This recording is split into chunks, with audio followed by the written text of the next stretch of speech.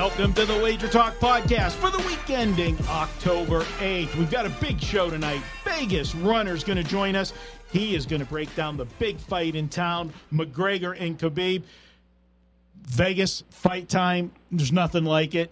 And we'll get it from the guy that's on the streets. He's also going to hang around. We're going to make him do double duty. He missed videos this week, damn it. We're going to make him do 2 segments this week on the podcast. He'll be there for Handicappers Corner. We'll find out where some of the sharp money is going on some of these games for Saturday and Sunday. And then, of course, Ralph and Dave join me. That's Ralph Michaels and Dave Cokin in studio. Mark Seidel's behind the controls, making sure we sound good. I'm your host, Marco D'Angelo. Let's get the party started. And we're going to welcome in tonight's first guest. You can follow him on Twitter at Greek_Gambler. VR, my man, welcome back to the show. How you doing? Never better, brother. Thanks for having me. Yeah, busy week with all the UFC 229 stuff. It's not enough. Baseball playoffs started. NHL season kicks off. We have NFL and college football in full swing, but then UFC 229. And, yeah, I missed videos, not something I wanted to do, but I was doing something with the UFC, so had to miss it. And hopefully it's going to be a good card. That's what I'm hoping for, a good night of fights on Saturday. Ralph, it's a bettable card, Marco. Usually you have some chalk, huge chalk. And in this card, if you look from top to bottom, the co-main event, you're looking at a -3-1 favorite and higher. But other than that, you're looking at below 2-1. And for the fight game, that's not a lot of chalk at all. VR, before we get actually breaking down the fight here, when you get a week like this and you got a fight in, there's no question, McGregor is a performer. I mean, he's been great. He's been away for a while, but when he's back and he's on that stage, he's such a showman. Even in the fight whenever he went against Mayweather, which we all knew he had no shot, but people were betting him, and that line was ridiculous, and we just, the sharps in town just kept jumping on the number with Mayweather. But it draws people to Vegas. Tell our listeners what it's like when it's a week like this and you have a showman like Conor McGregor on the card. He's perfect. Honestly, he's exactly what the combat sports and fight game needs, because he's not just brash and boastful and loud and full of charisma, but he gets it done when it matters.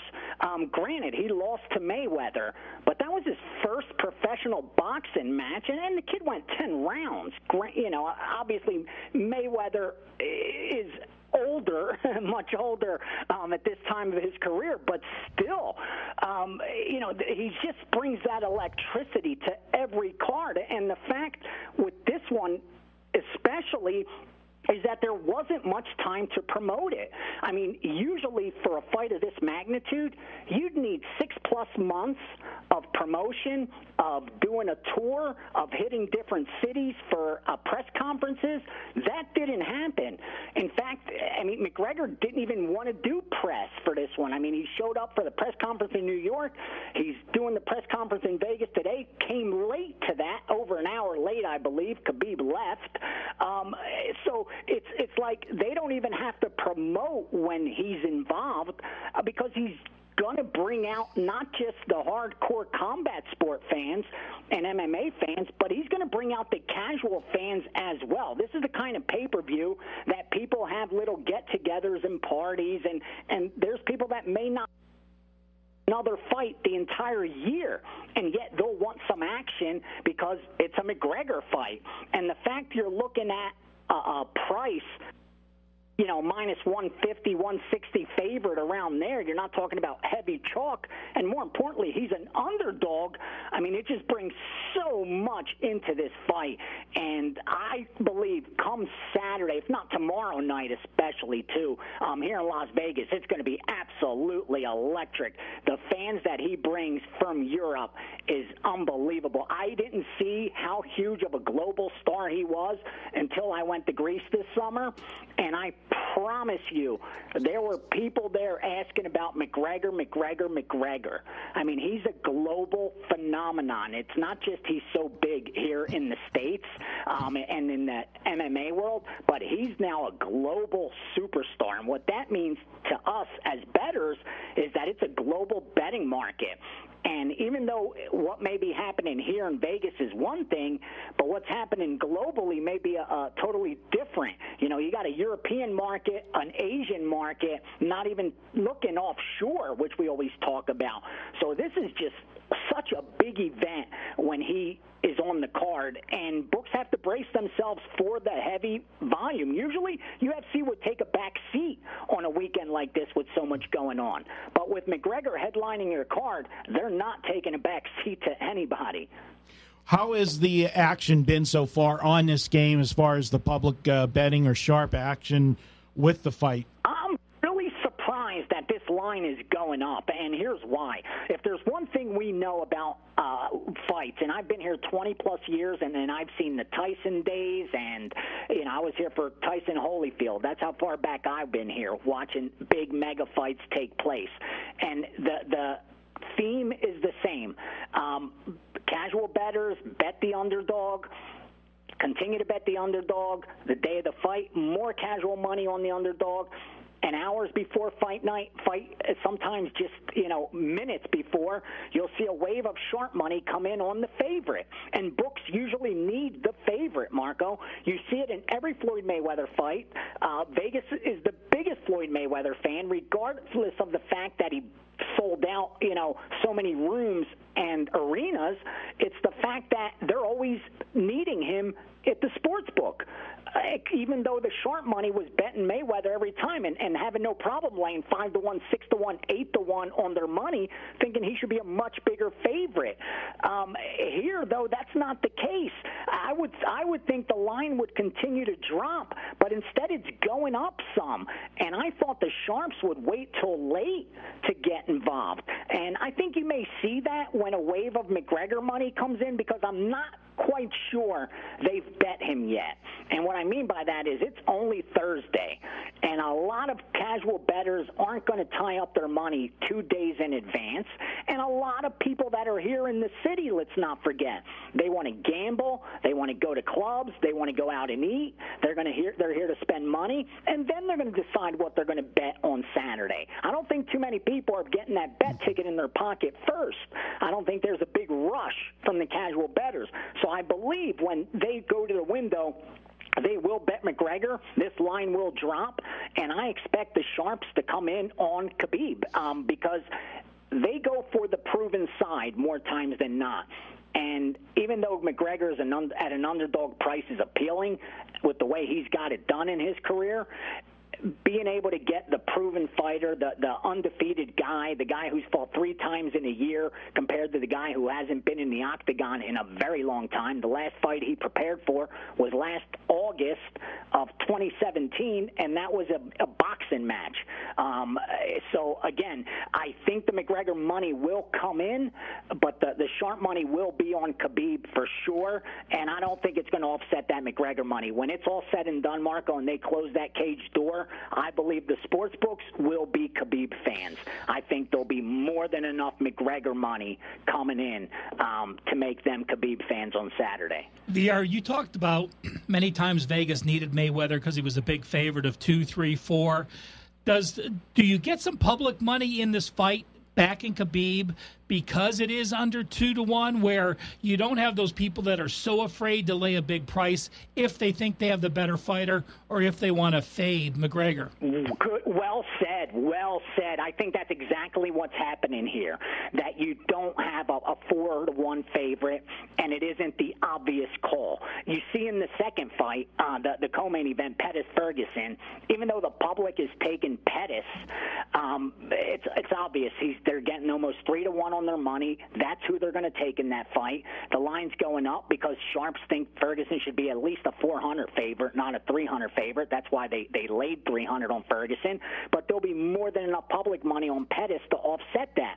In the case of the main event, McGregor-Khabib, you don't have a minus 300 favorite, and in fact it was minus 150 in some spots. It's still 160 here in Vegas at a lot of spots. And I think the Khabib bettors have hit the window when they saw that line going up as well. I think the more casual fan isn't really a hardcore bettor, and they may not follow the market like we do, and we even try to time it and time our bets and where we're going to get the best number. And I think most bettors don't approach it that way. They pick their team or they pick their guy, and they're going to bet them when they get a chance to get to the sports book and bet them. And I think the price of only being at that minus 160 is attracting recreational bettors on Khabib as well, because he does have a huge fan base.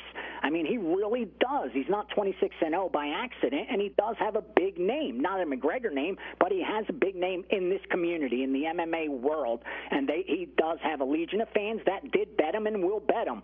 But again, when it's all said and done, I think the McGregor money will outweigh the Khabib money, even though you're absolutely right. They are casual fans that are laying that 160 because it isn't an automatic dog or pass scenario. Now, VR, I know the answer to this because you were on with Dave Cokin and me on Las Vegas Sportsline earlier today.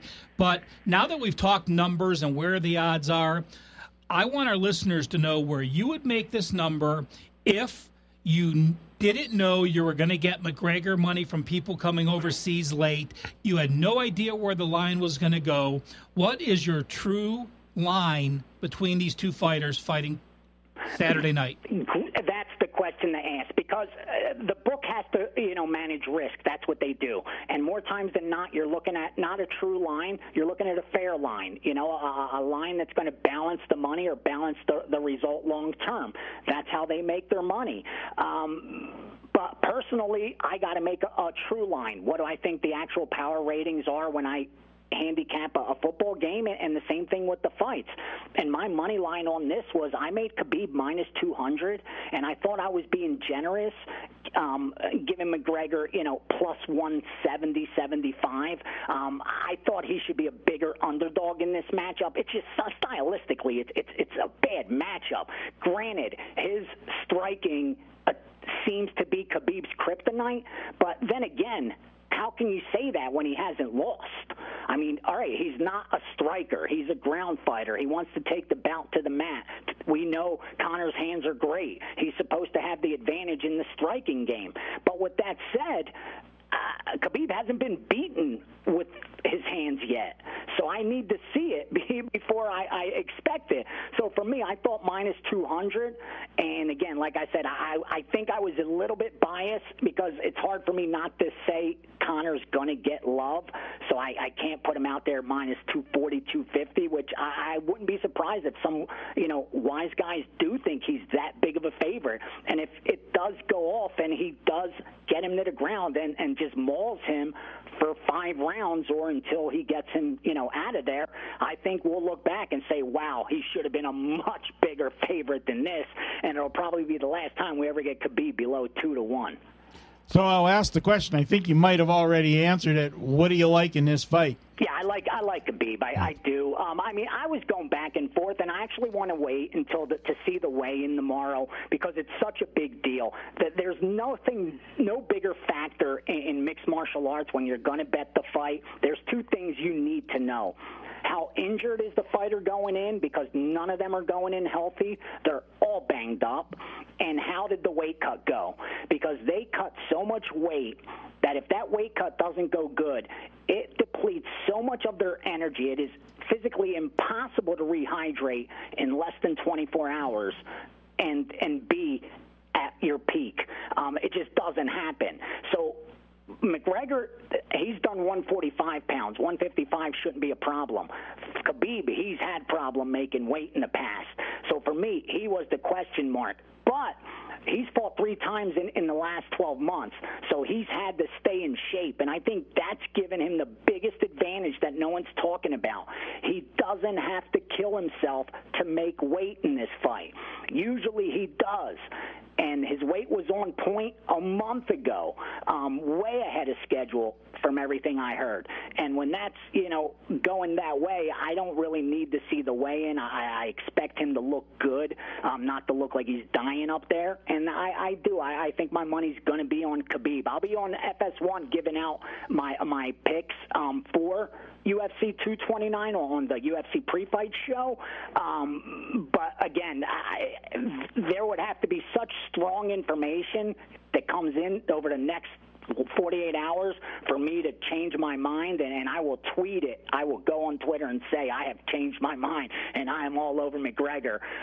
But it would have to be some really, really strong information, like hidden injury type information or a really bad weight cut information, and that you don't get until day before the fight when it starts to spread a little bit. VR, one more question about the fight because it's such a big fight.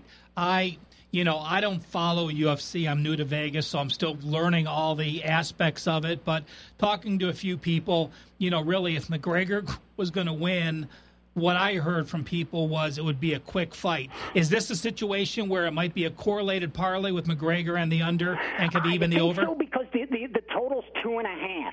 And that's 2.5 minutes into the third round. Because McGregor doesn't, if he wins, I don't think he has to knock him out in the first round, but I think he has to finish him in the second, early in the third at the latest. If this goes into the later rounds, it's because Khabib's been able to take him down and grind him out, or McGregor's been able to keep the distance for that long and stay away, in which case he may not be winning anyway. Because of all the takedowns and attempted takedowns, I think Khabib could even win a decision if this goes to the judges. So I do think there's a correlation there because, again, when I try to think of how many ways can McGregor win, there really is only one, and that's by finishing Khabib. Because even if he outstrikes him, the fact that Khabib will continue to attempt those takedowns makes him live the entire 5 rounds. Where with McGregor, is he going to land that big left counter that's lights out, that punch you don't see coming? Because when you see him coming, you're okay. It's the ones you don't see coming that end fights. And can he land that left hand? Because if he does, it's going to have to come, like I said, early, or else McGregor's going to slowly lose energy. It's going to get harder and harder and harder for him to keep space, use footwork, and all those things he's going to have to do to keep distance from Khabib. Because, again, once that kid gets on you, it's like a wet blanket. You're not getting him off you. All right, VR, great stuff as always on the fight. Good luck with the fight. I'll be watching this line and see where I jump in. Big fight like this, you got to have a little action. Especially brother. You got to have a ticket in pocket. Especially if I'm on the Strip, which normally is Saturday, I'd be on the Strip watching the games, playing some cards, and then, the fight, everybody will be going crazy. So got to have some action there. VR, hang on. We're going to take a quick break, and when we come back, it's going to be Handicappers Corner up next here on the WagerTalk Podcast. It's Manic Monday, and that means every pick at WagerTalk.com is just $9. Get a play in any sport valued at up to $30 for just $9 each and every Monday at WagerTalk.com.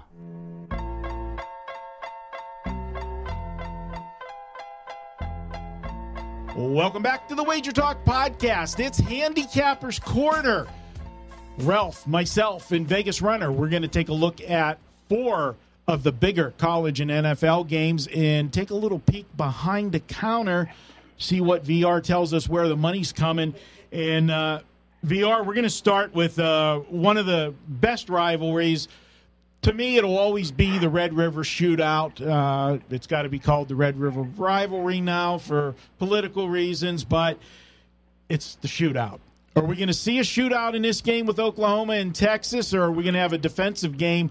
Ironically, the last 4 games of this series have been decided by 5, 7, and 5 points. You talk about a rivalry, it doesn't get any tighter than that. How are you seeing the money so far, Ace? Yeah, and this game, so far, The public, we haven't seen like one-sided action, which is a little bit surprising because in this rivalry, they're usually on one side or the other. I can tell you this with certainty. The sharp money, the betting syndicates took the Oklahoma side immediately. In fact, the fact that this line's down to 7 kind of looks opposite, but it was up to 8.5 earlier in the week. They got involved at 7, minus 110, all the way up to almost 120, and that's why I went back to 7.5, 8, 8.5, and now, though, there's been money coming in on the Texas side. Not sure where it's coming from, but I can tell you the guys I provide accounts for are all on Oklahoma, and they laid it earlier in the week. The total opened 60.5, still around 60.5, 61 in some spots. I expect the public to go over in this game. It's hard for them to bet Oklahoma under, but I haven't seen the wise guys get involved yet on the total. Don't know if it shoots up, if the public puts enough pressure, if that'll force the betting syndicates to get involved, maybe on the under if the line goes up, but they haven't gotten out on the over, that much I can tell you. You know, one stat I want to throw it out of that game for our listeners, Tom Herman, who is the head coach of Texas, is now 11-1 ATS as an underdog, and if you add in his time as an offensive coordinator under Urban Meyer, he is 21-1 against the spread as a dog. I love having those type of coaches. Now, moving on, you know, for our listeners here, Red River Rivalry is a big game, and it's televised. Sharp action happens on a lot of games. It doesn't matter who it is. It could be the best team in the Big Ten against one of the worst teams, and that's what we have here in this Maryland-Michigan situation. Sharp money just means there's value. It doesn't matter who's playing, if the game's on TV, if the teams are ranked. This is one of those games. Tell us about it. Yeah, you're absolutely right. It's irrelevant, and people would be surprised at the amount of volume that these guys bet. I mean, they're looking for the tiniest edges, get their money down, on to the next one, the next one, and the next one. The key is put your bankroll in play where you get an edge, and after 1,000 bets, see where we stand. So it really doesn't matter if it's a high-profile game or one nobody's talking about. In Michigan, Maryland, it's the total where you have the opposite happening, and what I mean by that is where you have the public on one side and the wise guys opposite. And the public's betting this game over, and why not? I mean, Michigan's put up, 40 or more points in 3 of their 5 games, and even Maryland's put up 34 or more points in 3 of their 4 games. So the public's going to bet this game over. But the fact the betting syndicates came in on the under immediately tells me this is a strong position, especially around the number it was sitting at. You know, you always got to look at that and try to determine, what was the reasoning for it. Because let's not forget, this was up at 52.5. We know 51 is a key number, 50, more in the NFL than college football. But when you're expecting a lower scoring game, those are key numbers. Now you're looking all the way down to 47.5. I think a lot of the value's been extracted, and that's what I tell people a lot of times. Being on the sharp side, if you're getting the worst of it, it's really not a good bet. If they stop betting it, there's a reason for that. If they're not going under 47.5, there's probably a reason for that. So for me, I think the value's gone, but I agree with that under move around that 50 mark. I think it's going to be a lower scoring game. Styles make fights, and I think they make for games as well. And I think you're going to see Maryland just trying to run the ball a lot and killing clock. Yeah, the key point to what you said in all of this, VR, when the sharps come in early in the week on an under, get involved immediately because they don't. It's not the public betting unders on a Wednesday or a Thursday morning. Trust me. That's sharp money, and it's generally good. But with the totals, as you said, you can't give up 3-4 points of value. No. And if you miss it, Marco, real quickly for actionable information, if you miss it, sit out. If you like that under and you're like, damn, but I missed that 50 or whatever, sit it out. Don't take the worst of it because I'm telling you, a lot of these guys, what they're going to do, the guys that have an under 52.5 ticket in their pocket, they're going to go over 47.5 come Saturday because they got themselves a 5-point middle, and that's almost automatic. That's just risk management. Every betting syndicate is going to do that. If you got 5 or 6 points, it's automatic, not even a question if they're going to middle it or not. So the line may go back up, especially if the public also, who's expected to come in the over, does it. Now you may get that line to come back up. So it's a lot better than piggybacking it 3 points later. You're better off either passing and waiting to see if the number goes back up. And just because it goes back up doesn't mean anyone's getting off their position. Simply means it could be the public market, moving the market, or a middle attempt. Moving to the NFL, we got two teams that are in a world of hurt right now. The Atlanta Falcons are at 1-3. My Pittsburgh Steelers at 1-2-1. It's a big game for these two. These are two teams that were expected to go a long way this year as far as the NFL playoffs were involved.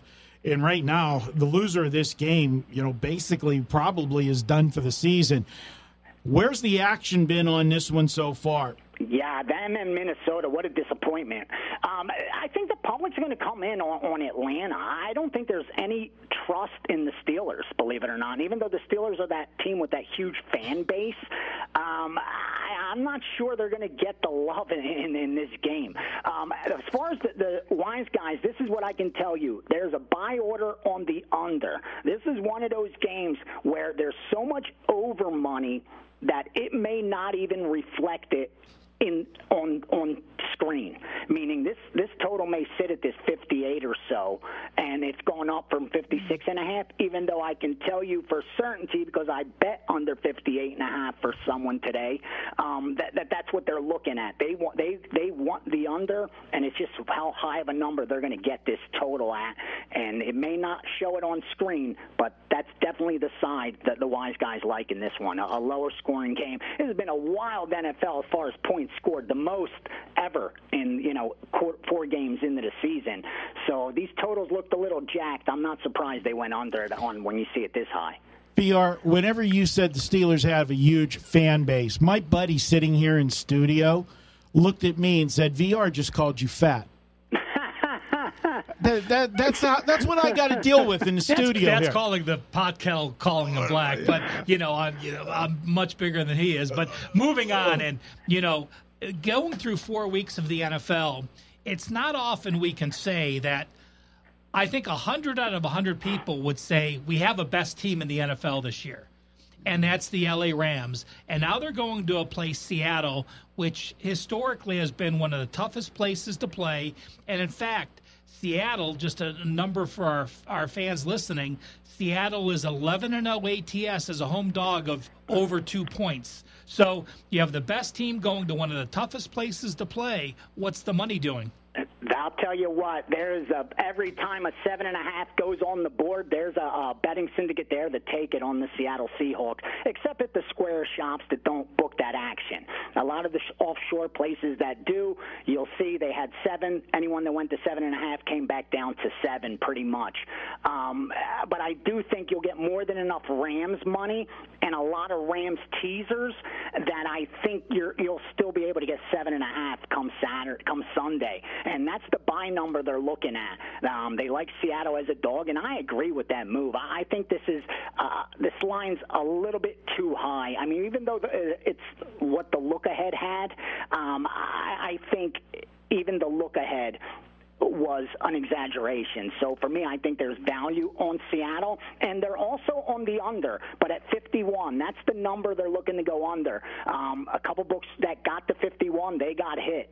A few got hit at 50, 50.5. That's why you saw some 49.5. But those are more or less piggybackers. The guys that are really calling the shots, they want under 51.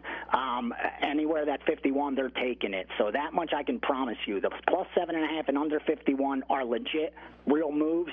They're positions that they are looking, buy orders that are out there looking to be executed. And I think both of those sides are going to be opposite the public, so the books are probably going to welcome the sharp action. They're going to welcome a lot of action to try to offset the teasers. This last week, New England was the teaser that everybody was going to go to the window calling for. The Rams are going to be on everybody's teaser this week. You pick them down to just win the game. Seattle with that big injury, I mean, that defense was not good to start with, and now you lose Earl Thomas, basically the best player you had left on the field. It's going to be tough. And this is one of those ones, Ace, I get the Seattle, but you're talking about a team that is not good this year, and if one or two things go bad, it can snowball. That's the bit ugly. That's the only problem. Yeah, kind of like having San Francisco last week against Kansas City.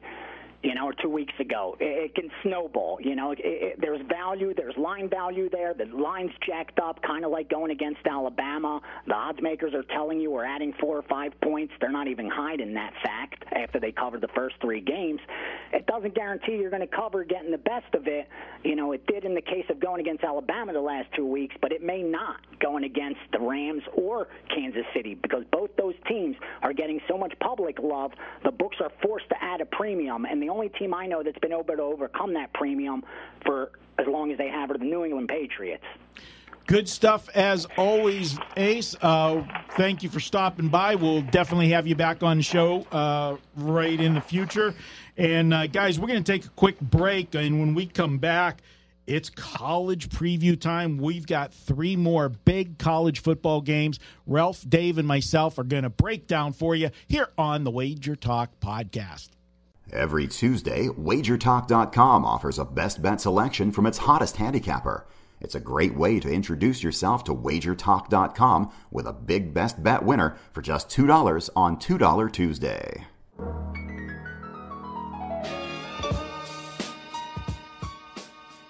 Okay, guys, welcome back. It is time to head into college football. And before we get into college football, I want to tell you today's college football preview is brought to you by uwager.eu.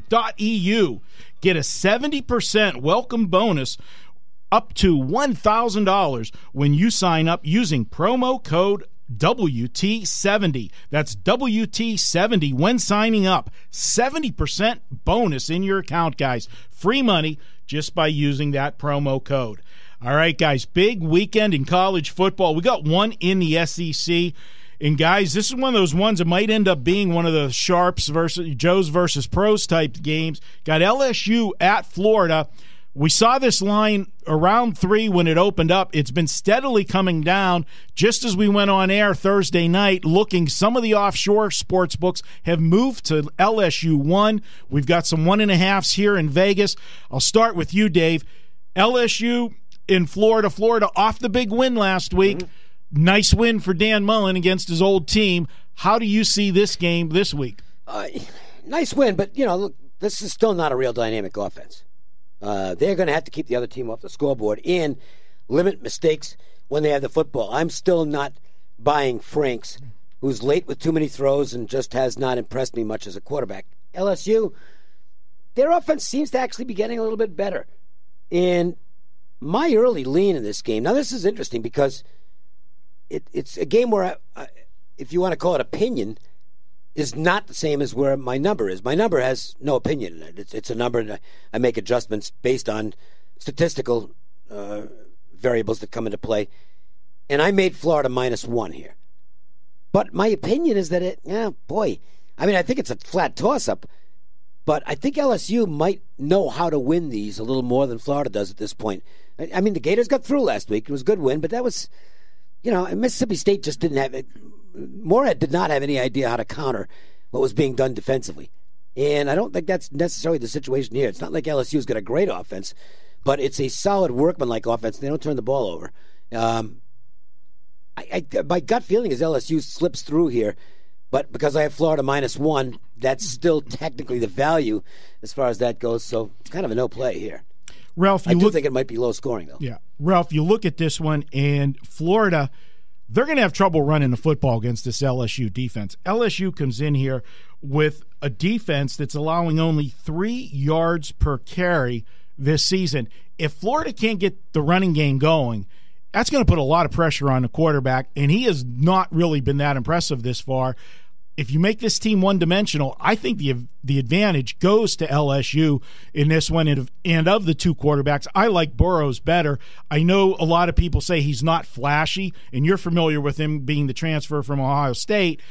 But based on what they've had in the past few years down there, he's a breath of fresh air to me for what they've had in the past. Marco, I feel so much better because Dave, Marco and I did videos on Wednesday and we agreed on every game. It was horrible. It was like, oh, Marco and I are agreeing. There's no value there. Normally I like betting against them. I'm going to disagree with you here. I actually like the Florida side, and I like Franks more than Burrows. If you look at Burrows on the year, he's only completing 52% of his passes. LSU is rushing for under 4 yards per carry, or just at 4 yards as a team. And what they did against Mississippi at home doesn't count to me. Mississippi is the worst defense in the SEC. Florida has a top 12 defense, as does LSU. I love the job Mullen has done. I think there's a complete different attitude there. You know, we see the drop in Mississippi State with Mullen leaving as a coach. I think we're going to start seeing the progression in Florida. I like the Gators here. It's probably not strong enough to make it on my card as one of my top 7 or 8 plays of the week, but I have a certain lean with Florida. Burrow's 1,000 yards passing already, 6-0 touchdown to interception ratio. I will disagree with you, Ralph, and well, we'll see. Yeah, he always talks about disagreeing with me, but he never talks about the results of the disagreements. But, you know, that's another story. Marco, whatever's in your mind is fine. Yeah. The listeners to the podcast know. All they got to do is go back and listen. You got my crab legs yet? I thought I dropped them off. Wasn't that? Yeah, okay. Just sit over there. Dave said something about he's got to get some gift certificates from Joe, so I'm just waiting until that happens. All right, let's move on, Marco. Let's stay in the SEC, and we have that Mississippi State team I talked about that scored 6 points against Florida and only 7 points against Kentucky. Auburn, on the flip side, has been doing enough to surviving. I mean, they didn't look good against Southern Miss. Was that a letdown situation for them? And will they look for real, or does Mississippi State get a rebound? Yeah, I look at the Southern Miss game, and that, you know, it was a pedestrian effort by them. I think they were looking ahead to this game. You look at Auburn, they've held all of their opponents. I mean, they've held 4 of their 5 opponents to 16 points or less this season. The offense hasn't been as good as I thought it would be. I thought Stidham would be, you know, better second year here at Auburn. You could be fair. He's been a disappointment. Yeah. He hasn't played that well. Yeah, he has not. So you know, and he played much better. You know, and last year he come into the new system. You know, and he played much better. I think he's missing those guys that are in the NFL running the football right now is the difference there. But I still like this Auburn team, and I like them in this spot. You talked about Mississippi State. They're definitely taking a step backwards, in my opinion, since Mullen left. And Auburn, even though it's been ugly, they found a way to win the games that they needed to win. They lost the LSU game. We're going to find out this week how good LSU is, if they're a contender or a pretender going into Florida, and you know if they can win on the road. But Auburn's already played a very good Washington team. I think this is a team that comes out of here with the win. We're at a small number, but I'm not going to lay the points because I think it is going to be a tight, low-scoring game. I think the under is the way to go in this one. I see this as a 2016, 2017 type game. You know, unless something crazy happens in a few turnovers and sends it over. I know when you got a total this low, it's always tough to, you know, lay that under. There's not a lot of room for error, but I just don't see how these two teams get into 20s. Well, look, Mississippi State's offense has bogged down the last 2 weeks. Fitzgerald is not throwing the ball accurately. And the problem is now they're facing a better defense than either of the last 2 games. Because Auburn has got a ton of speed on defense, and I think that's going to be a problem for Mississippi State. From a betting standpoint, this is a game where the public is going to take Auburn, and I think they've got the right side, and I don't think you're going to see a lot of buyback the other way. I think this could actually be a game that on Saturday ends up getting both the square and the sharp money, and ends up going up. So to me, if you like Auburn, I'd probably go ahead and lay it earlier rather than later. I have a feeling this line could go up on Saturday. It's a borderline for me. I am definitely considering the Auburn side here. I haven't played it yet, so I have some fine-tuning to do to decide whether it makes the card or not.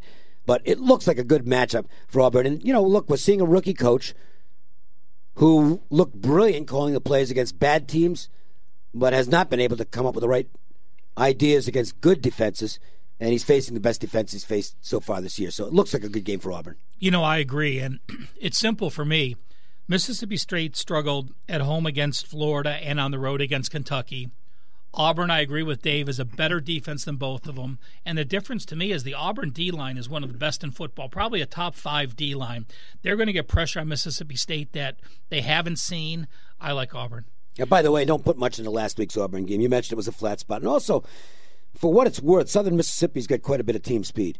So if there's a way to neutralize a really quick defense, it's with a really quick offense. And Southern Miss doesn't have the bulk and the physical strength of an Auburn, but they do have enough speed so they were able to do some things against them offensively. I'm not sure Mississippi State does. Moving on to our last one in college football. This is going to be an interesting game. We've got Notre Dame going to Virginia Tech. Ralph, I'm going to come to you first. Last week, big game for Notre Dame. You know, Stanford, they play them every year, but this was one of those games that we talked about where it was an elimination game. The team that lost out of the race for the national championship. So goodbye, Stanford. Hello, Notre Dame. They move up to, number 6 in the charts. This is a team now. I like to use that phrase, are they sitting fat and sassy right now off the Stanford game? And is there an ambush waiting for them when they go down to Blacksburg? Oh, I guarantee you that the coaches are trying to prevent the players from looking ahead. But those players know the schedule. They're saying we're favored in this game, we're favored in this game, we're favored in this game. USC's not playing well. All we got to do is run the table. We're in the national championship. Of course those players are thinking that. I think this is a horrible trap for them. Now, I love the Notre Dame offense and defense. You know, Ian Book took over a couple games ago, had his second straight game. Now he's going on the road against the best defense he's faced.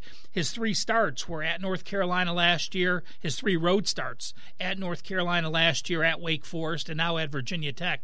You got a Bud Foster offense that's ready for him. And this may sound crazy, but VT is not out of it. They have 1 loss. Yes, it was Old Dominion. Yes, it's a horrible loss. Out of what? Out of the national championship race. They're out of it. I think if they come in and beat Clemson late in the ACC championship. No. Yeah, we disagree on that. Not with a loss to Old Dominion.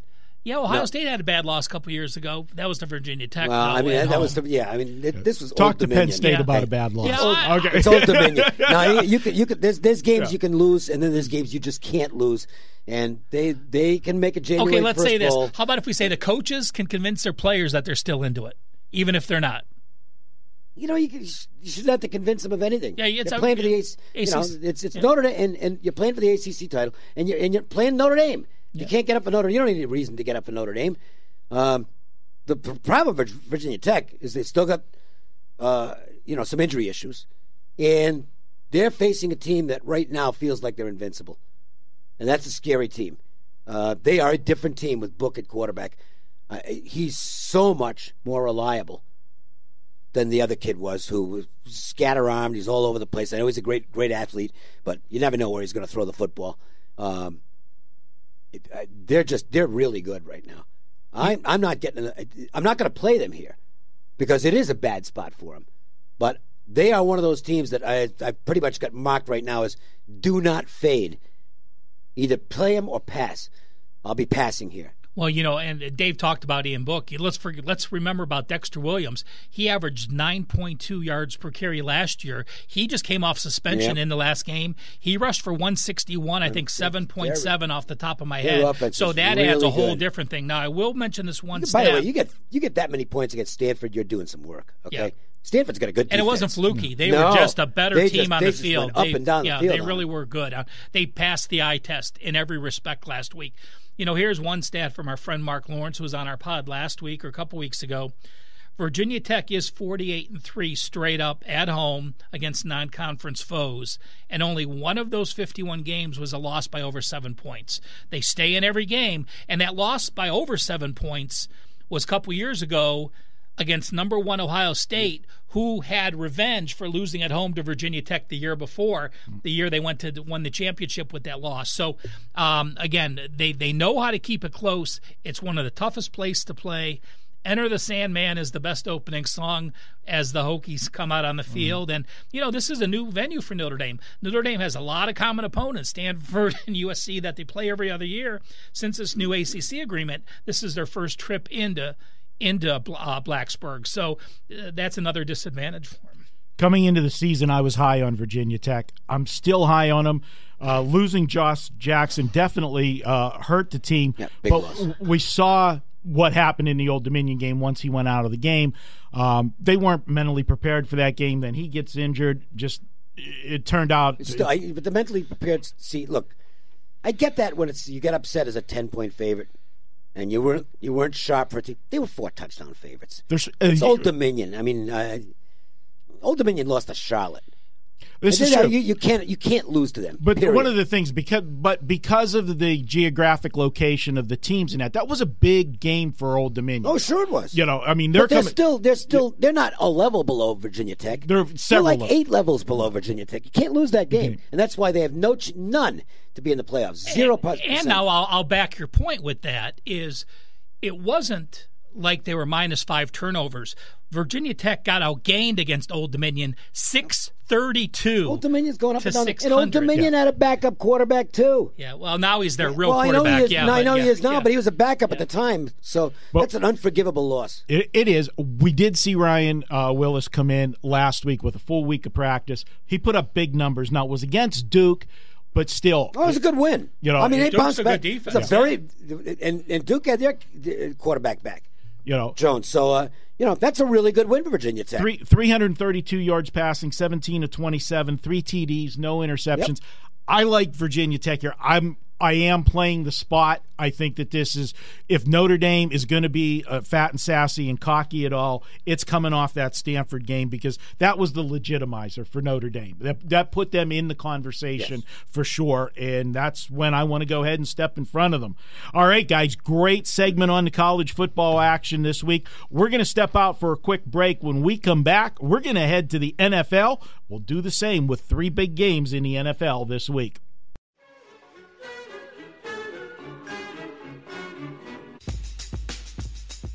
Welcome back to the WagerTalk Podcast. We're heading to the NFL, and one of these weeks, guys, I am going to leave the mic open during the breaks, and you can see just how these guys treat me. It's just not right, I'll tell you. No, we do behave in a very immature fashion. We do. It's really but fun. It's Marco, so it's warranted. Yeah. It really is. Yeah. Okay, where are you guys going for dinner tonight? We're going to the Voodoo on your tab. We appreciate it. All right, guys. Hey, we got a good one in non-college NFL action. This could be for AFC home field advantage. Yeah. Jacksonville, Kansas City. I'm going to open with you, Dave. And last week, I'll admit, full disclosure, I was on Kansas City, or not on Kansas. I was against them because going into Denver Monday night, playing the first real defense that Mahomes has faced this year, and he didn't have his best game, but he made enough plays. When it mattered, he did. He made enough plays. And how about when he scrambled out to the right, should have been a sack, and he keeps the play alive with the left-handed. He scrambled to his left. Unbelievable. He's terrific. And the flip side of it is, you're still getting the money if Case Keenum hits a wide-open receiver for a touchdown. You cannot miss that pass. How many did he miss, though? That was the bad one. That was the bad one, but he had a couple other ones that if he hits a guy in stride, they're monster gains, and he underthrows everything. Wide open, and then he overthrows the guy. So you look at this one, Kansas City, how satisfying was that win for them? And Jacksonville now, can they take this show out on the road, and can they stop this offense on the road? Going to be a nasty day there. Looks like a lot of rain coming in, so check to see if there's any accompanying wind, because that could have an impact on the game. And if you're a Chiefs fan, you don't want any wind, because you have to win this game with your offense. Right. This is the ultimate defense versus offense. The Jaguars' offense is not real good. Okay, it just isn't. Their defense is great. It's one of the best defensive units we've seen in years in the NFL. That's how good it is. The Chiefs have a very dynamic offense. They've got skill position guys all over the place. Mahomes is the conference MVP right now. If they have a conference MVP, I'm not sure how that works. And he might be the league MVP right now. But their defense is still, and to me, I thought it got exposed more on Monday night. It's just not a good defense. So this is the type of matchup for Bortles that he actually should do well against. He should be able to, look, he had a game last week where you saw how well he managed the game when he wasn't getting a lot of pressure. 503 yards. He was, when you don't pressure the guy, he doesn't make the big mistakes. and I don't know that the Chiefs are going to be able to find a way to get pressure on him. So, and I want to point out, I don't lock my NFL stuff up until Friday and Saturday. So this is not a pick right now. I have no picks on the show in the NFL, just early opinions. I would favor the team with the better defense getting points here, and that would be Jacksonville. But that's just a lean for now. You know, I can't agree more. To me, I think this will be the biggest pros versus Joe's game, as the pros are all over Kansas City. Well, you know, let's just cover up the stats for a minute. Kansas City might be 4-0, but they're minus 55 yards per game. Not might be 4-0. They are 4-0. They are 4-0. Hey, don't talk to me like I'm Marco. Yeah, I was just going to say, I can give you as hard a time as him, you know. Okay, Kansas City is 4-0. Thank you. But they are minus 55 yards per game. Jacksonville is 3-1, but they're plus 105 yards per game. It's a big difference to me. And, you know, again, if you can't slow Jacksonville's offense, or if you're going to let them score 21 points, that's going to be enough for me that they're going to win. I'm going to take the better defense, the best defense in the NFL, against the best offense in the NFL almost every day of the week. Mark, I'll throw this to you on this game.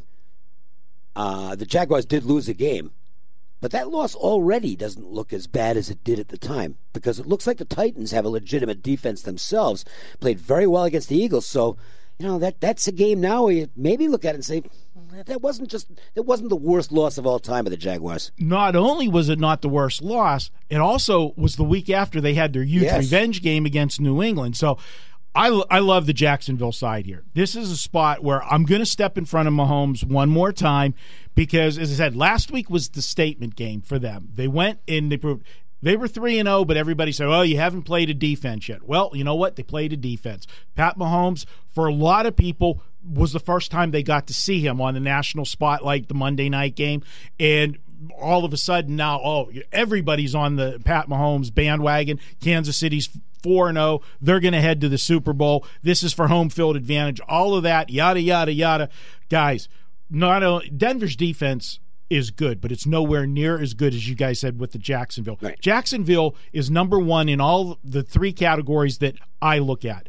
They're number one at stopping the run. They're number one in total points allowed, number one total yards. You put all that down, it's going to be tough for this team. But here's where the key is, and they've done it a couple times this year already, so they got to stay aggressive. They've let Bortles throw the football this year in the first 4 games more than he did any time last year. Let him play the game. I think he's got the confidence now, and this defense is horrible for Kansas City. And as you said, Case Keenum missed so many receivers last week. It was so frustrating to watch that game. I'll take Jacksonville here. This is the game. They get it done. I'll take the points. You know, the next game we're going to look at, people probably – I mean, everyone knew that these were 2 of the best 3 teams in the NFC going into the season. Well, thought they were. Correct. And to say now that they're 3-4-1 combined, and Minnesota's 1-2-1, now having got a Philly and really is getting to be almost a must-win. What do you think about this game, Marco? Well, you know, Minnesota, we talked about it at length about the Buffalo loss. There was no excuse for the Buffalo loss. We understand the spot. I could have seen them winning the game by, field goal or a touchdown, but to end up losing the way they did. Dave, is that loss worse than the Virginia Tech Old Dominion loss? No. Okay. Because no, for a very simple reason. One was a 4-touchdown and change favorite. The other was 17 on the pro but level. Still, at the NFL level. But 17 at home versus 28 on the road. I know they didn't play. Okay. But, here's the pride. I'll give it back to you. But it turns out the Viking defense it's not all it was cracked up to be. Not what it was last year. Absolutely agree with you 100%. But what they had to go through that 3-week stretch, you played Green Bay, and you played the overtime game that they played against Green Bay. Then you go play Buffalo on the short, you play them the following week knowing you've got a short week the following game. And not only was it a short week, what they did last week and was able to do against the Rams, because in my opinion, and I know Dave agrees with this, the Rams are the best team in the NFL right now. I hope you're right. You've got your future bet, and at 10-1, I wish I would have got it at 10-1. The better one is the golf. I only have the golf part of it, so the Rams could do what they want. Golf just has to win the MVP. Yes. So, but you look at it. Normally, whenever they schedule the Thursday games, they try to make it division games because you know your opponent, and then proximity for travel is always usually closer. that was a team that they don't play. They had to play on the go to the West Coast. That was a horrible spot for Minnesota. And they went and played their guts out against the Rams, went toe-to-toe with that offense. We knew the Rams' offense is good. They got their points. What surprised me is that Minnesota was able to stay in that game in a shootout. If you would have told me they're going to stay in this game and it's going to be a one-score game, I would have had to tell you that it was going to be a low-scoring game, not a high-scoring game. That surprised me for them to do that. So that impressed me with Minnesota last week. And now they've had 10 days. Those extra 3 days to prepare for this Philadelphia game and its playoff revenge. I know we talk about revenge all the time, but I still say you remember the team that ended your season. I don't care. You know what the numbers say. You're going to at least come to play with full intensity and focus for that week, whether you get the results done or not. I like Minnesota here. Philadelphia, we know Carson Wentz come back a little bit rusty, but their defense isn't playing as good as it did last year either. They're giving up some yardage. I think Minnesota can get this game. Yeah. I don't know. I want to, by the way, go back to the Rams for a second because the very first series of Wager Talk videos we did this year, I gave all those Rams props out. So if you paid attention to those, you have the same price roughly as me on the Goff MVP, and he hasn't won anything yet. It's 4 weeks in, but if they held the vote today, you'd be cashing a ticket at better than 30-1. So that's why you watch these videos and listen to the podcast. You pick up some good stuff every now and then. Every now and then. Well, no, I mean, we get some stuff wrong, we got too. Some good, Dave's not on every video, so he just means the one that he's on. No, just go. That's right. I don't know what to make of either of these teams right now. You know, we just talked about a game where I think you can make some solid judgments on Jacksonville and Kansas City as to we know who they are. I don't think we know who these two teams are right now. The Vikings, they just don't look good. I know. I know. I grant you, tough game against the Packers, but it's a game where Aaron Rodgers is completely compromised. Right? Bad spot against Buffalo. Buffalo sucks. They're effing horrible, and they went right back to where they were last week and got nothing. Against the not very good Green Bay team. They were down 27-0 at home against Buffalo. I mean, they got 6 points late. Whoop-de-doo. And they couldn't. I understand the Rams are terrific, but I mean, there was almost no resistance. Something's wrong on that defense. Okay, and on the offensive side, they've got one guy who scares you, which is the wide receiver. I just blanked out. The kid from Virginia. What's the hell's the kid's name? Yeah, Diggs. Maryland. Maryland, excuse me. I knew it was someplace in the ACC. It was close. Maryland's in the Big Ten. Off. Yeah. Well, all right. Yeah, they used to be in the ACC. When you were young, they were in the ACC. As far as I'm concerned, Maryland still is in the ACC because that's just the way they were for I sent out a tweet today saying that the New England and the Colts tonight are in the same division because I was thinking 15 years ago. I want to point out, I have not. Peyton Manning going against Brady, too? I have not once all season called them the San Diego Chargers, okay? So I'm doing all right for an old geezer. Anyway, I don't know. I want to check the record on that. I can't believe that one. I haven't. But I just, the Vikings just aren't very good right now. They can't run the football. No. That's a big problem. And I think they come into the season too much with Kirk Cousins' focus. They got to get back to some kind of balance, I think, with the offense. I got to find a running game. I know it's easy to say, but you got to, even if you got to keep running the football, if you're only getting 3 yards, you got to get the balance. I think so, because if you're asking Cousins to win games by himself, it's not going to happen. Okay. 17 rushes last week. That's all they had. That's not enough. Okay. And especially not enough because you want to keep the other offense off the field because they're ridiculous. The Eagles aren't playing well. It's weird. They won and they're having the Super Bowl hangover. The team's not as sharp as they were last year. It's as simple as that. Let's see if last week was a wake-up call for them because I think they might have thought they had the game won when they went up pretty good in that Tennessee game. And, that's not a team that you're supposed to be worried about putting together a rally against you. And they did. So I have a tendency to think we might, if you're asking me which team I think is more likely to get back to being who we think they are, I think it's the Eagles. Ralph? I'm going to agree with Dave again. I can't make a solid point for either team that I like. I could talk about why I don't like some situations, but both teams just playing to an unexpected low level.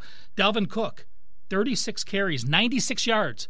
He's not healthy. I know. 4 weeks in, though. 96. I know. And then your number 2 guy, Latavius Murray, has 19 rushes. Your top 2 guys have 55 rushes. Your third next rusher is Cousins with 12. And you throw in the ball 200 times. So, again, there's no balance. And that's part of the reason Minnesota's defense isn't as good either. You're on the field much longer. You're turning the ball over in bad situations on the offense. You're going 3 and out, and all of a sudden your defense is back on the field for many more plays than they've been in the past when they could run the ball. But, I really don't have an opinion on this game. I will mention a stat that, Zimmer is 13-1-1 against the spread off a loss versus non-division foes. So he has bounced his teams back. He knows how to get them to rebound. He does have the extra few days of prep. But again, for me, it's a pass. Add to those extra 3 days of prep, it's 3 extra days of prep against a team that had to go overtime the week before. So from a situational standpoint, that is a nice edge for Minnesota. Going to the you want to say? Nope, go ahead. Okay, going to the next one, we've got the Sunday night game, and we talked about it a couple weeks ago, Dave. You had a really good idea, and I think the NFL should have done it, but each of these guys got a win. They got 3 wins between them, but this should have been the survivor game. Whoever loses, coach doesn't even get to go in the locker room. They just escort him off the field, put him in a bus, not even a plane, just put him in a bus and wave goodbye. Well, Houston should still be winless. Yeah. Because Frank Reich made, and I don't care. I get it. Oh yeah, he has a positive attitude. He wanted, they didn't want to settle for the tie. Yeah. Well, you should have settled for the tie because your risk versus reward in that situation was absolutely punt. You have to punt, and he didn't, and he cost his team the football game, and that got Houston a win. Boy, did they need one, and that really could be a big momentum boost for him. And it got Bill Belichick or Bill O'Brien off. Yeah. It overshadowed his blunders by Frank Reich's blunder at the end. And by the way, he'd made a lot of more mistakes in that game. O'Brien had another bad game. But the one good thing that a lot of last week, forget about the win, was that Watson's starting to really get going. Okay, I think he's shaking off the ring rust, and he's starting to roll. Cowboys are an unimpressive bunch. They did manage to get the last-second field goal and beat the Lions, but you can't say it was a good win. It's Elliott's the whole offense right now. I mean, there's just not a lot there. There's no playmakers. I think Houston beats them. I'm not locking myself into the Houston side, but that's who I'm considering here. Again, it's a lean for me, but I agree again with you, Dave. It's, we talked about the Tennessee defense that may be better than we thought, and Houston put up 437 against them. They go to the Giants. They put up 427 yards, and last week at Indy, 466 yards. So you have 3 straight games in that 400-plus range. Watson is playing well.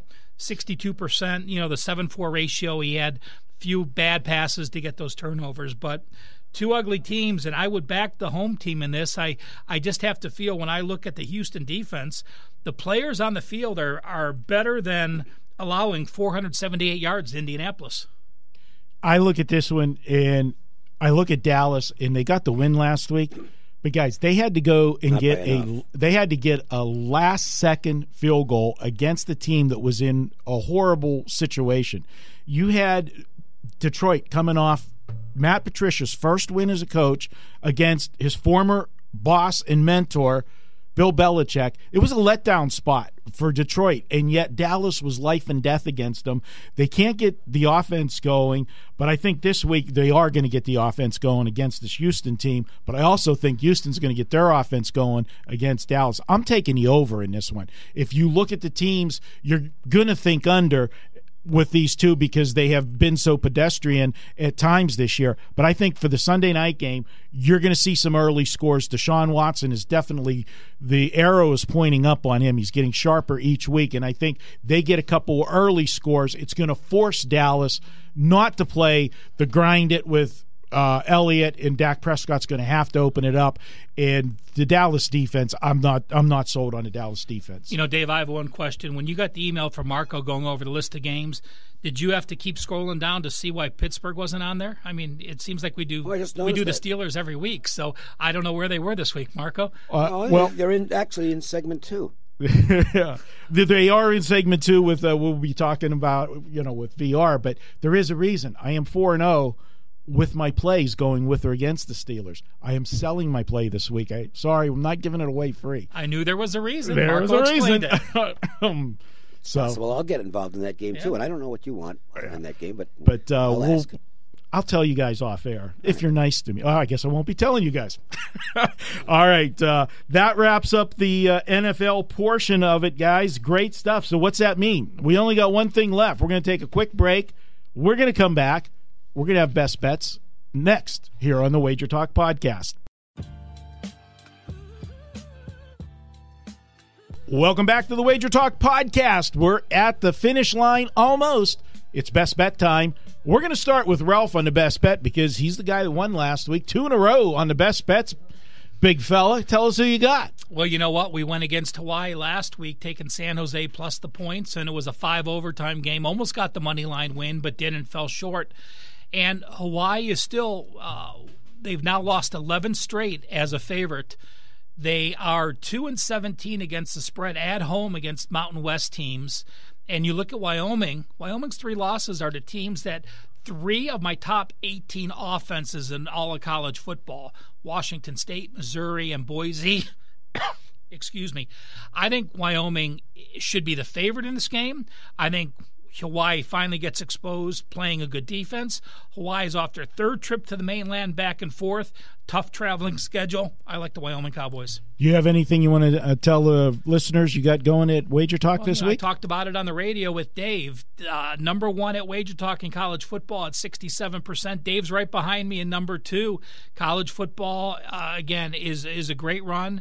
Same plays that I've been putting in a couple contests we're doing well in, so looking forward to this weekend. All right, good stuff from Ralph. Dave, tell us your best bet and what you've got going this week at Wager Talk. I'll just go back to one we talked about in the show. I think Auburn can go on the road and get a win by a touchdown at Mississippi State. I like Auburn's speed on defense to neutralize what right now is a struggling Bulldogs offense, and I think Auburn will do enough on offense as long as Stidham doesn't throw the ball to the wrong team.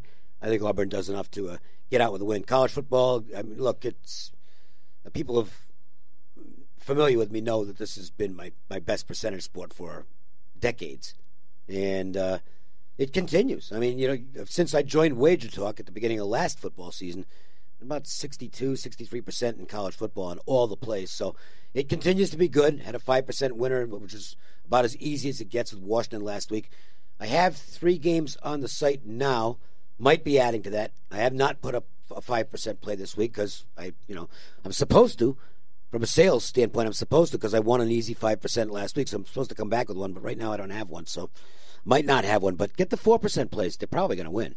And one thing we got to talk about is, Dave, I know I don't put up as many as you do. You put up a lot of early games where those lines move. Yeah, I didn't do that. If you sign up all access this week. But you still you have potential to do that moving forward. Right. So all access customers get those plays as soon as you post them and grab that line value. That you get an email notification right away. It's funny. I almost did this week with Cal, but the line actually this time I couldn't get out in front of the number. It moved so quickly that I couldn't get the value.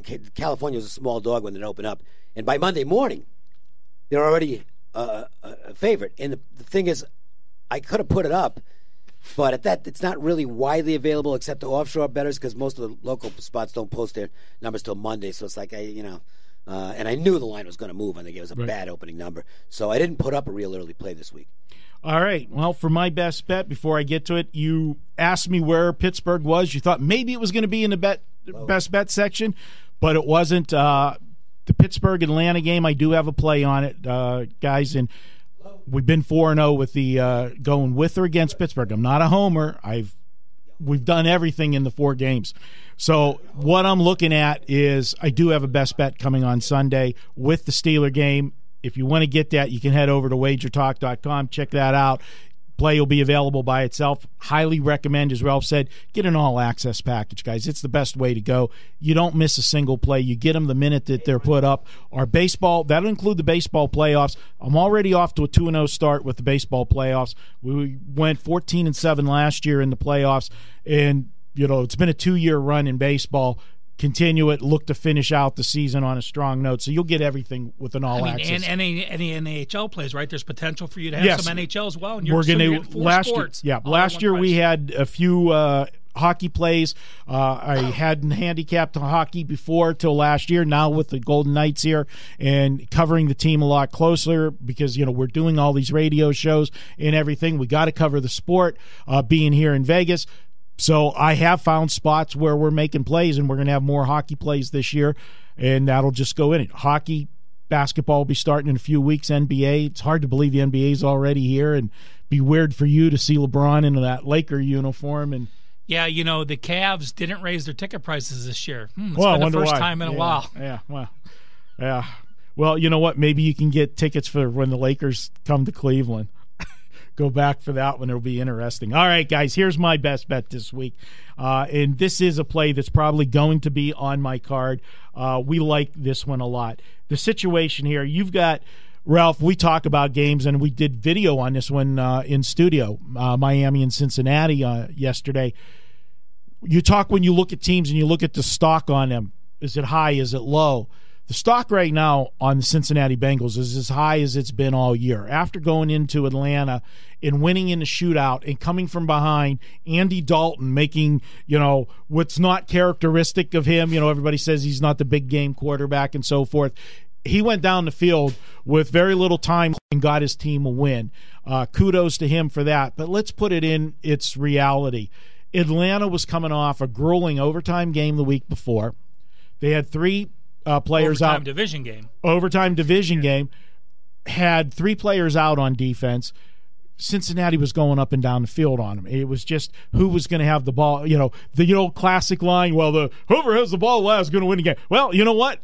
That saying was it worked in the KC game again this week. Yeah, right? it's there. I mean, what are you going to do? So they come back home now. The line's pumped. Now, we have seen yesterday, when we did the video yesterday, I talked about the line being, was it 6.5, and I said, you're trying to tell me that right now on a neutral field, New England and Cincinnati would be a pick'em? No way, because that's the same number that Miami was getting at New England last week. And we've seen the line dip down today. It's now down to 5.5, probably going to get to 5. I still like it because I think Miami goes in and wins outright in this game. It's a sandwich spot for Cincinnati. They come off that big-time come-from-behind game against Atlanta, and who do they have on deck? I know they're not playing good, but they still have that name, Pittsburgh Steelers, and for so long, to go through the division, you got to go through the Steelers to win the division, and that's a big game next week for them. I think they get caught looking ahead. I think the line's too high, and I think Miami, everybody always overreacting to the New England game. You weren't going to beat New England going in. They weren't going to lose 3 in a row last week. I like Miami plus the points. It's a good lesson for our listeners now. We're a couple weeks into the NFL. Some weird things have happened. We don't know where all the teams are. We talked about Minnesota, Philly, and we study the sport full time, and we still don't know where those 3 teams are. Well, I know this. At the beginning of the year, I had the Bengals as the 4th team in the AFC North below Cleveland as far as talent-wise. Yes, they've won some games, but we'll see what pans out. Go back and look where you had these teams at the beginning of the year. Compare numbers now, and are you that far off, or did a few weird things just happen to give you value? Absolutely. And one other thing for Cincinnati, another injury for them. Tyler Eifert, you got to feel sorry for this kid. I mean, every year he's getting hurt. I mean, he's got a lot of talent. In this year with that offense, the way it was working, he was going to get a lot. He was going to get a lot of possessions because AJ Green's going to get the double team. Then you got the wide out on the other side's having a good season so far. Boyd, the kid from Pitt, he's having a breakout season so far. So now you got to concern yourself with those two. Boyd was going to be open over the middle. It was going to be a big year for him. They're going to miss him, and I just like this spot. Yeah, you read the Cincinnati papers, and they call Eifert the glue. I mean, we know A.J. Green is more dynamic and one of the best receivers, but Eifert's the one that pulled it all together, was that safety net over the middle. He was a great person in the locker room, so it'll be more of a loss than just the stats that he can't provide for you. Absolutely. All right, great stuff, Ralph and Dave. Going to thank all of our guests tonight. Vegas Runner. You can follow Vegas Runner on Twitter at Greek_Gambler. And Big thanks to my guys in studio, Ralph Michaels and Dave Cokin. Mark Seidel for making sure we sound great. Big shout out to Johnny Detroit, who makes sure this podcast is available everywhere. You can subscribe to the podcast on iTunes, listen on Spotify, Google Play, and iHeartRadio. And last but not least, I want to thank you guys, the listeners, each and every week. We love that you guys follow the show, comment. Without you guys, we wouldn't have a show. I'm Marco D'Angelo. Until next week, let's cash some tickets.